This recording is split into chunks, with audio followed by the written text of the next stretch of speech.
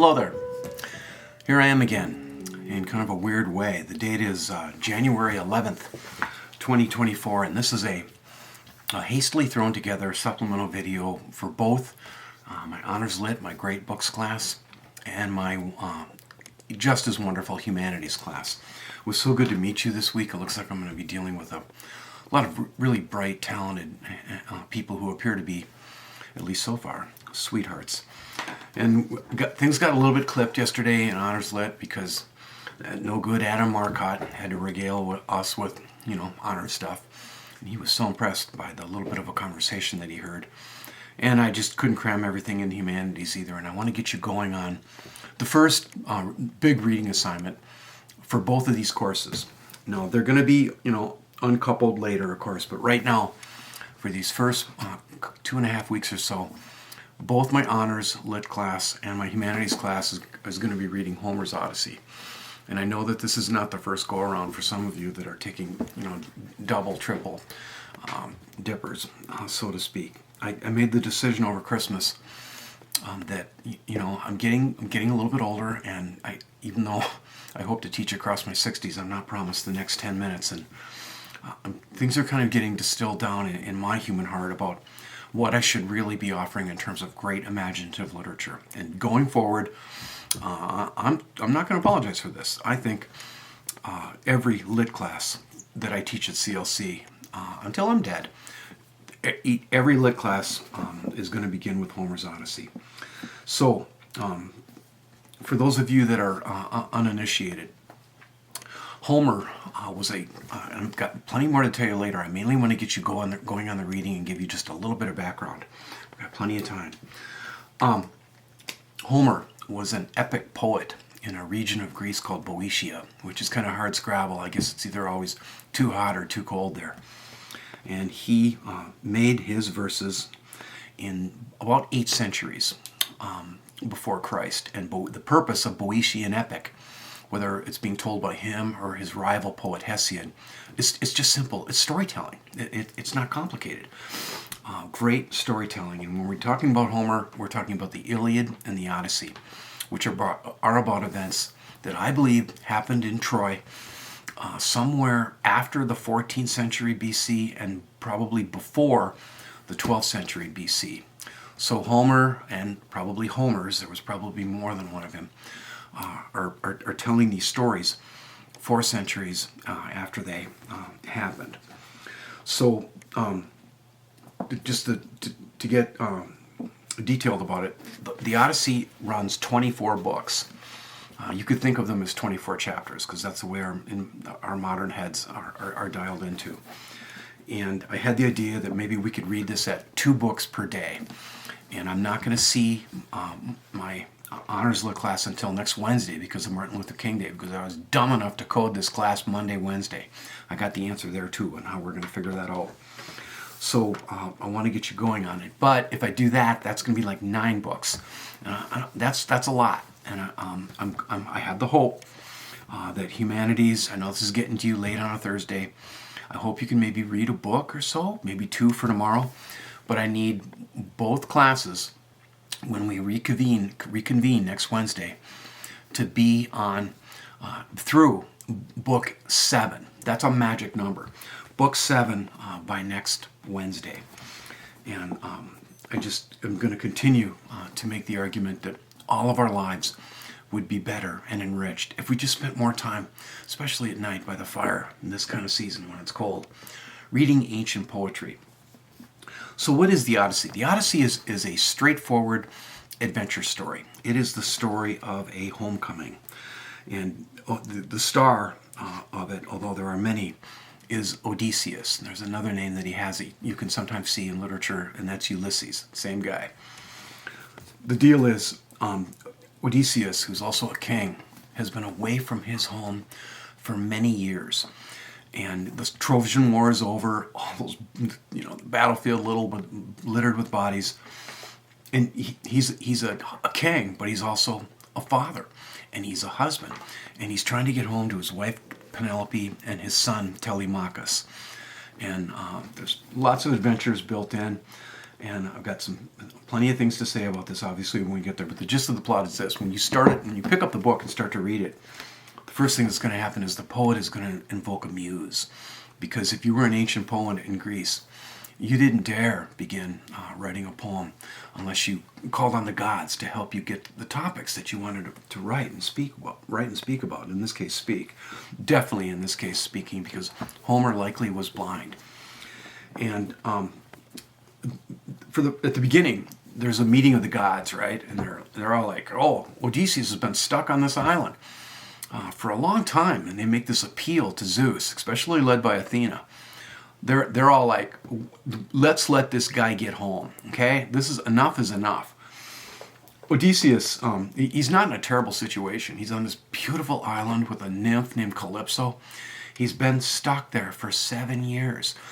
He's got everything a man would want, including her promise of immortality. But and she loves him, but his homesickness, his nostalgia. Nostalgia means homesickness. Nostos means home. Algia means pain. He's got to get out of there, and so they start helping him. But you're not going to meet him for a while, and that's one of the many things we got to talk about plot structure-wise. This is one of the first non-linear plots that we have in literature.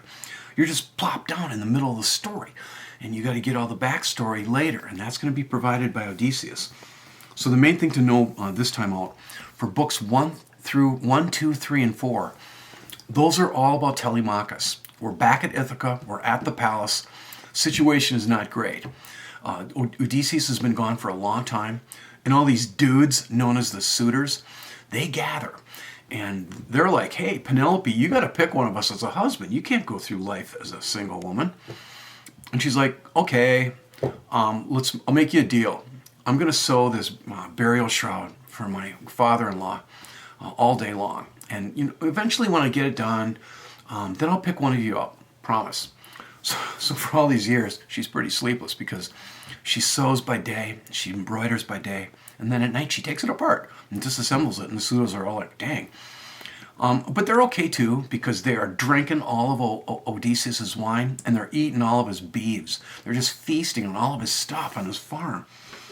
And Telemachus is his son. Now, this is a complicated character.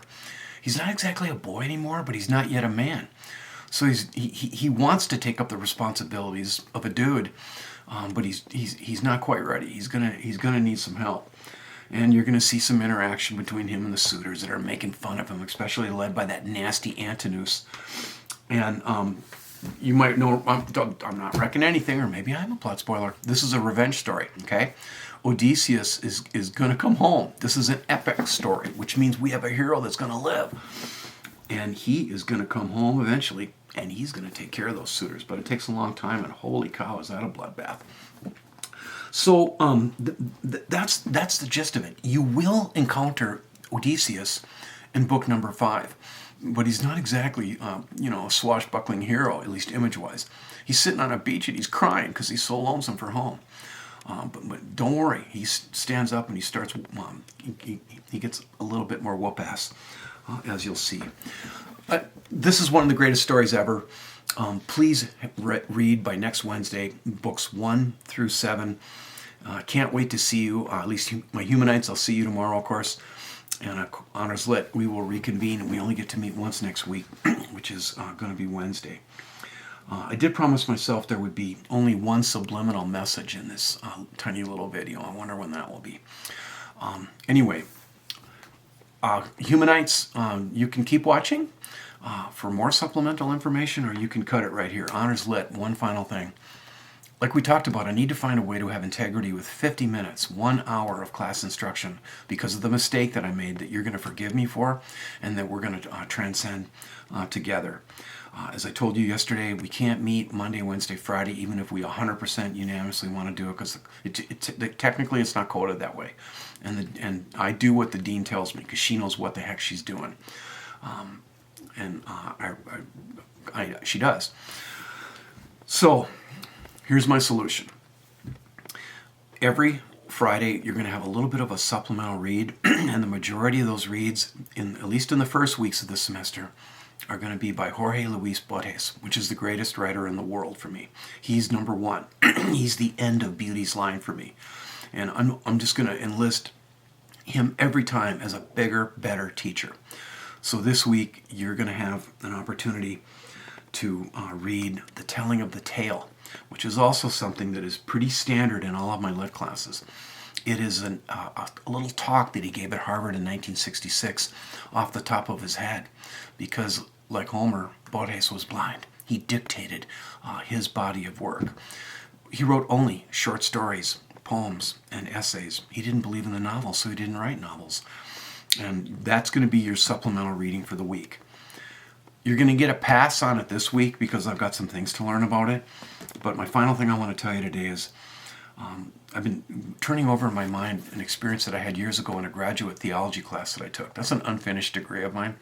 I triple majored as an undergrad, and I got a minor in secondary ed, and I obviously have a master's degree in English, or I wouldn't be your teacher. But I do have an unfinished degree in theology, and I had a professor through the trees here over at St. John's who every time we had this seminar, every time class met, we were supposed to come to class with written out problems, questions, or conflicts that we've had with the reading. And I want to dither with that a little bit. I'm committing to it, at least for now, and each week, because it's more important that you be together than anything. That's the deal. You guys are colleagues. You're going to form a seminar, and I'm going to help you. And you need to be in contact with each other. So here's my thought. Not this Friday, but next Friday, I'm going to create a discussion forum. And I have zero experience with those in D2L. And I'll talk about my misgivings about that later. I want you to try to have authentic discussions there, starting not this Friday, but the following Friday. And all you have to do is post up one problem, one question, or one conflict that you're having with whatever the reading is, whatever the text du jour is. And then it'll be the usual thing. You know, you go on and you read other people's responses and you interact a little bit.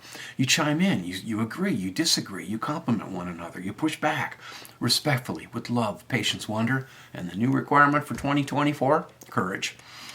And let's just see how it goes. And I'm going to challenge you to actually do your best there to have brief, authentic discussions at least sometime during the week. You got to do more than turn it into a comment thread. I can't just degrade into that.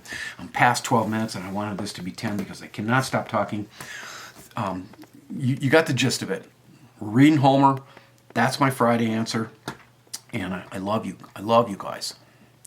How do I turn? I'm rusty. I haven't been making videos for a while.